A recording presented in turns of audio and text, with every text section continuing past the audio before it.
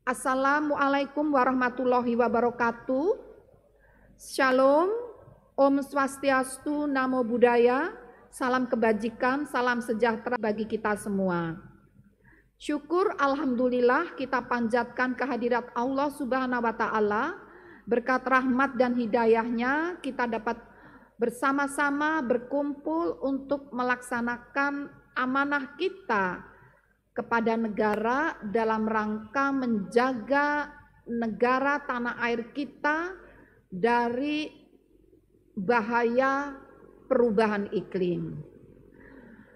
Sebetulnya isu perubahan iklim ini isu yang sudah cukup lama, dan dalam pertemuan World Economic Forum, pertemuan Forum Ekonomi Dunia, ini laporan dari World Economic Forum dari hasil survei. Jadi dilakukan survei terhadap berbagai ancaman risiko global, risiko dunia, baik terkait dengan ancaman ekonomi, lingkungan, geopolitikal, sosial, dan teknologi. Nah, ternyata dari survei persepsi masyarakat global menunjukkan bahwa saat ini risiko tertinggi di sini urutannya adalah extreme weather. Lebih dianggap risiko itu lebih tinggi daripada misinformation and disinformation, juga lebih tinggi daripada societal and political polarization, jauh lebih tinggi daripada risiko cost of living crisis, dan jauh lebih tinggi daripada risiko cyber attacks. Ini belum seberapa dibandingkan risiko dampak perubahan iklim, yaitu 2 kali lipatnya risiko perubahan iklim dibandingkan cyber attacks. Nah, kemudian slide berikutnya ini juga masih hasil survei dari World Economic Forum. Jadi selama 2 tahun ke depan, mulai tahun ini, ancaman extreme weather itu menduduki urutan nomor 2 terbesar bagi seluruh masyarakat dunia. Dan bahkan untuk 10 tahun ke depan, ancaman extreme weather ini menduduki urutan pertama, urutan tertinggi yang paling serius terhadap masyarakat global. Jadi sudah selayaknya kita bangsa Indonesia benar-benar mengantisipasi semakin parahnya, semakin tingginya risiko itu. Nah, mari kita lihat kenapa risiko itu menjadi semakin tinggi dan seakan-akan tidak terkendali. Slide berikutnya. Di sini adalah data pengamatan global. Jadi bukan hoax ya, bukan mitos, bukan hoax. Ini adalah hasil pengukuran dari BMKG seluruh dunia ya. Terlihat kalau dibandingkan dengan tahun sebelum masa industri, sebelum masa revolusi industri, yaitu sekitar tahun 1850-an, dengan saat ini, ternyata grafik ini menunjukkan grafik yang semakin menukik peningkatan perubahan suhu udara. Jadi perubahan iklim ini teridentifikasi dari semakin naiknya perubahan suhu udara permukaan di muka bumi ini. Dan kita melihat dari grafik dari tahun 1850 hingga 1920, grafiknya itu meskipun fluktuatif ya, naik turun, tapi stabil. Ya, ini awal dari revolusi industri. Grafiknya masih mendatar meskipun lompat-lompat ya, fluktuatif. Namun mulai tahun 1920 sampai 1970-an atau ya 1965, grafik itu sudah mulai naik, mulai menukik. Meskipun menukiknya belum terlalu tinggi. Dan bahkan setelah tahun 1970 hingga saat ini, grafiknya semakin meroket, melompat, yang artinya perubahan suhu udara semakin tinggi. Ya. Nah, di sini kita melihat bahwa negara di dunia sudah mulai waspada sehingga dilakukan Paris Agreement tahun 2015, kesepakatan dunia yang menyepakati untuk mengendalikan perubahan iklim, maka laju perubahan suhu udara harus dikendalikan. Nah, untuk mengendalikan itu maka dibatasi suhu udara masih tetap boleh berubah, tetapi tidak boleh lebih dari 1,5 derajat Celcius. Silakan masih bisa berubah, tapi jangan melampaui 1,5 derajat Celcius, karena kalau melampaui itu akan menimbulkan malapetaka. Dan 1,5 derajat Celcius itu harus ditahan sampai 2100, sampai akhir abad 21. Tapi apa yang terjadi Ibu Bapak?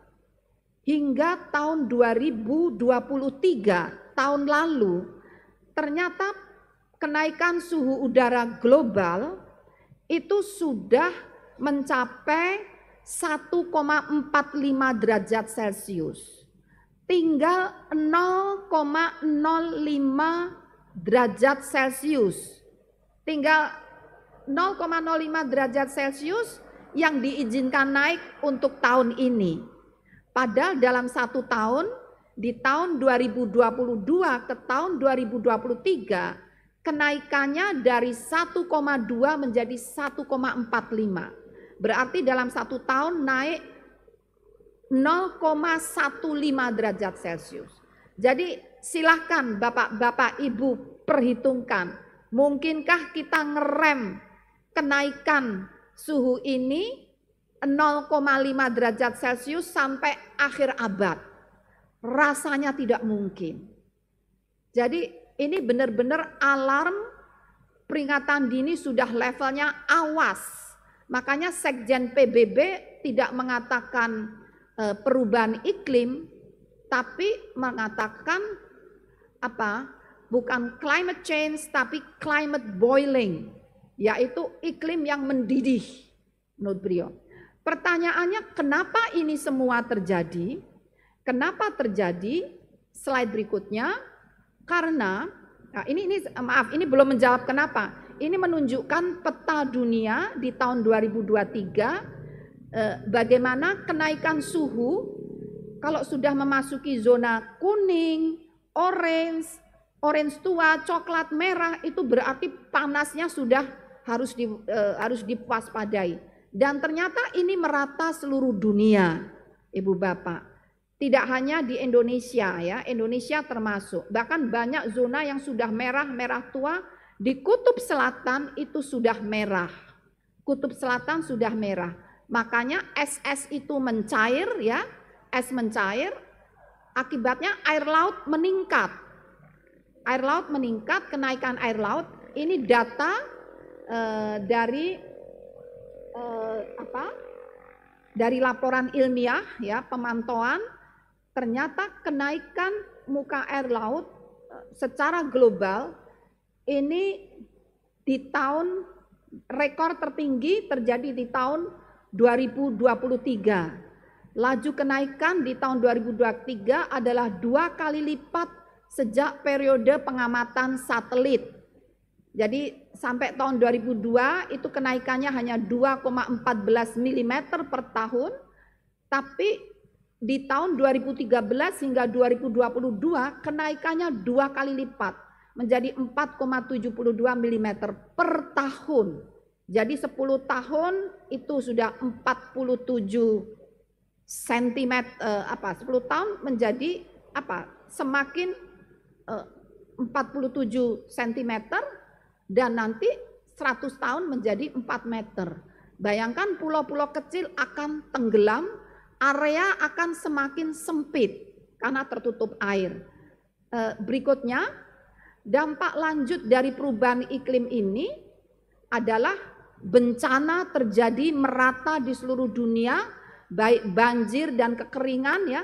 Dan slide berikutnya, semakin banyak global water hotspot, semakin banyak kekeringan di berbagai belahan dunia. Dan berikutnya, apabila kita semua tidak mampu mengendalikan laju kenaikan suhu, maka apabila kita gagal mengendalikan laju tersebut, maka di tahun 2050-an, itu mungkin masa-masa Indonesia emas, diproyeksikan akan terjadi kelangkaan pangan, krisis pangan, karena tadi banyak bencana, hidrometeorologi, basah kering, banyak kekeringan, dan akhirnya petani yang paling terdampak tidak dapat memproduksi bahan pangan, sehingga dikhawatirkan terjadi krisis pangan, kelaparan dari peta ini melanda seluruh dunia. Kita tidak bisa mengimpor makanan, bahan pangan, karena negara-negara lain pun juga mengalami hal yang sama, mereka tidak mau mengekspornya. Nah, slide berikutnya. Oke, jadi pelajaran ini adalah menyadarkan kita harus berbuat sesuatu, mengendalikan laju kenaikan suhu, otomatis mengendalikan perubahan iklim, menekan laju kenaikan suhu. Caranya bagaimana? Salah satu cara adalah mencari biang keroknya. Apa sih yang membuat suhu itu semakin naik? Biang kerok itu antara lain adalah atau utamanya adalah gas-gas rumah kaca. Gas-gas rumah kaca ini antara lain CO2, CH4, dan berbagai gas rumah kaca lainnya. Dan disinilah tanggung jawab BMKG untuk terus memonitor kenaikan konsentrasi gas-gas rumah kaca baik di Indonesia dan di global, di seluruh dunia. Karena BMKG ditunjuk oleh dunia sebagai salah satu pemantau, jadi pemantau atmosfer global. Global Atmospheric Watch. Watch itu sebetulnya tepatnya adalah pengawas ya. Tapi ini dihaluskan jadi pemantau, tapi harusnya ini pengawas ya. Tapi kita kan tidak melakukan audit ya seperti BPK. Jadi memantau gas-gas rumah kaca ini dilakukan di Bukit Kototabang ya. Dan teknologi ini ditingkatkan tidak hanya memantau, tetapi memantaunya juga nanti akan dihitung, dimodelkan, diprediksi kira-kira sumber-sumber yang akan semakin meningkat gas rumah kacanya di mana, sumber-sumber yang bisa menyerap, mengurangi gas rumah kacanya di mana. Jadi tidak hanya sebatas ngawasi, oh kenaikan gas rumah kaca, enggak. Tapi juga memperhitungkan atau menganalisis sumber kenaikan tertinggi di mana yang bisa menyerap, dan bisa dilaporkan ke Kementerian Lingkungan Hidup, ke Presiden, untuk menyusun strategi pengendalian gas rumah kaca atau strategi mitigasi perubahan iklim. Nah, dari data di Kototabang, ternyata sejak pemantauan di tahun 2004, data BMKG yang hijau, data global yang merah, ternyata kenaikan konsentrasi CO2 dan gas-gas rumah kaca lainnya itu terus meningkat ya. Contohnya CO2 di tahun 2004 itu 372 ppm, dan di tahun 2023 ya, di situ terlihat mencapai 418,7 ppm. Jadi kenaikannya semakin melompat meskipun sedikit di bawah rata-rata global. Nah, sehingga di sini kita harus sangat serius mengendalikan, karena angka ini dimonitor di tengah hutan belantara, tidak ada polusi. Jadi itu udara alam, tidak ada intervensi polusi dari manusia. Bagaimana kondisi kalau di kota, di pinggir jalan? Nah, gas rumah kaca seperti CO2 dari transportasi fosil fuels, ya, dari cerobong-cerobong asap industri, dari pembakaran itu mestinya lebih tinggi. Ini di hutan, tidak ada kegiatan manusia. Jadi inilah pentingnya gas rumah kaca terus dimonitor agar kebijakan yang diputuskan untuk mitigasi itu tidak kira-kira, tidak coba-coba, tapi kebijakan yang berbasis kajian ilmiah, berbasis monitoring secara tersistem, dan ini terstandar dunia. Yang ditunjuk untuk memonitor ini dipilih dan diawasi oleh organisasi meteorologi dunia, standarnya terus dijaga, dikalibrasi, sehingga diharapkan dalam melaporkan bagaimana konsentrasi gas rumah kaca saat di COP, ya, dalam memberikan komitmen untuk pengurangan ini emisi gas rumah kaca ini berbasis data yang valid dan akurat untuk memperkuat basis yang sudah ada saat ini, inventory. Jadi itulah tujuan dari monitoring gas rumah kaca yang diperkuat dengan integrated global greenhouse gas IGGS, ya, integrated global greenhouse gas information system. Jadi itu nanti akan dibangun, kalau tidak salah seluruh Indonesia itu ada 9 tower. Jadi peran tower ini bukan untuk gagah-gagahan, bukan menara suar, maksudnya bukan menara gading lah, ya, bukan menara suar, tapi menara gading. Ini adalah menara untuk mengawasi konsentrasi gas rumah kaca yang ada di atmosfer kita, sehingga kita bisa memutuskan langkah-langkah mitigasi bersama Kementerian Lingkungan Hidup, Kementerian ESDM, Kementerian Transportasi, bersama seluruh pihak terkait upaya untuk mengurangi laju gas rumah kaca secara lebih jitu, lebih akurat, sehingga efeknya diharapkan lebih efektif karena diperkuat selain monitoring juga pemodelan yang secara lebih pasti mengetahui titik mana yang harus difokuskan untuk dikendalikan, gitu. Jadi bisa dipilah-pilah titik yang mana yang harus fokus dikendalikan, mana yang justru di situ sudah bagus, diperkuat, ya, ditingkatkan. Demikian Ibu Bapak kurang lebihnya apa yang perlu kami sampaikan tentang mengapa sih kok BMKG repot-repot amat sih masang menara-menara kayak gitu, mau nyaingin menara seluler itu, bukan. Karena untuk melindungi negara kita agar secara lebih dini mengantisipasi agar nanti tidak terjadi krisis pangan. Kalau gas rumah kaca itu bisa ditekan, ya, dikendalikan seperti itu. Demikian yang dapat kami sampaikan. Sebagai penutup, saya ingin merangkum komitmen BMKG dalam mendukung kebijakan perubahan iklim dan pembangunan berkelanjutan.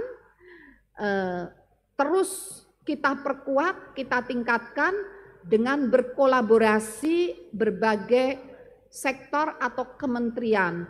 Tidak, ini terutama untuk mendukung National Determined Contribution, ya. Jadi target penurunan emisi gas rumah kaca tahun 2030 dengan usaha sendiri itu 29%, dengan bantuan internasional 41%, sehingga perubahan iklim dapat dimitigasi, artinya mengurangi laju tadi, karena kalau tidak dikurangi di akhir abad kenaikan suhu mencapai 3,5 derajat Celcius di Indonesia. Sekarang baru 1,45, 3,5 derajat Celcius itu berarti 2 kali lipat lebih. 1,45 kita sudah sumuk, panas, kering, banyak bencana. Kalau sampai 3,5 berarti mungkin bencananya setiap hari, karena 2 kali lipat. Nah kalau udah setiap hari kan kita capek ya untuk mengatasinya. Mohon maaf bila ada kekurangan. Sekali lagi kami ucapkan terima kasih. Billahi taufik wal hidayah. Wassalamualaikum warahmatullahi wabarakatuh. Terima kasih.